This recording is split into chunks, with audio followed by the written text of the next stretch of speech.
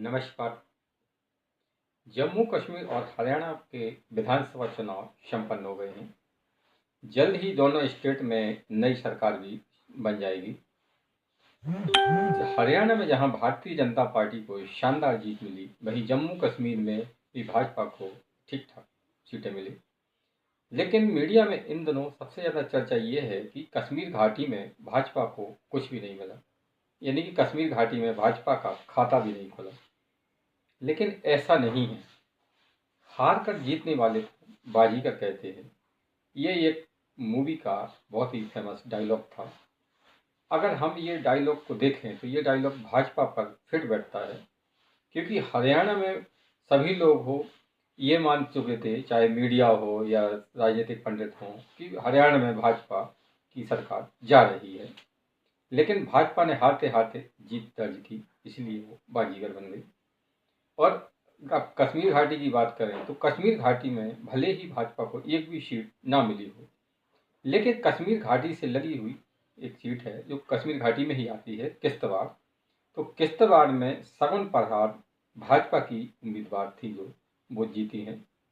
सगन परहार की जीत बहुत ही खास है, क्योंकि सगन परहार की पिता और चाचा की हत्या आतंकवादियों ने कर दी थी। उसके बाद में ये 29 साल की मात्र हैं सगन परहार। इन्होंने राजनीति में प्रवेश किया और किश्तवाड़ सीट से शानदार जीत दर्ज की। किश्तवाड़ सीट पर 77% यानी 77% मुसलमान हैं। ऐसे में ये सीट भाजपा की झोली में आना इस बात को साबित करती है कि मुसलमानों ने कुछ ही भले ही कम तादाद में वोट दिए हो, लेकिन दिए तो हैं। इसी तरह हम कश्मीर घाटी की बात करें तो कश्मीर घाटी में 3 सीटें ऐसी हैं जहां पर भाजपा दूसरे नंबर पर रही।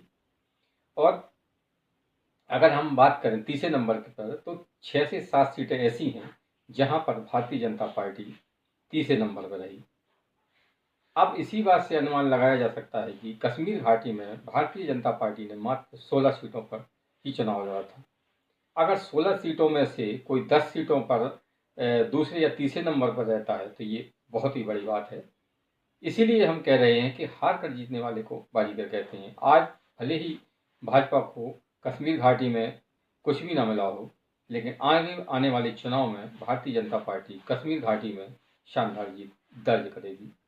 ऐसे हम नहीं कह रहे हैं, ये आंकड़े बता रहे हैं। चुनाव आयोग ने जो आंकड़े जारी किए हैं उसमें भारतीय जनता पार्टी 3 सीट पर दूसरे नंबर पर और 7 सीटों पर तीसरे नंबर पर रही।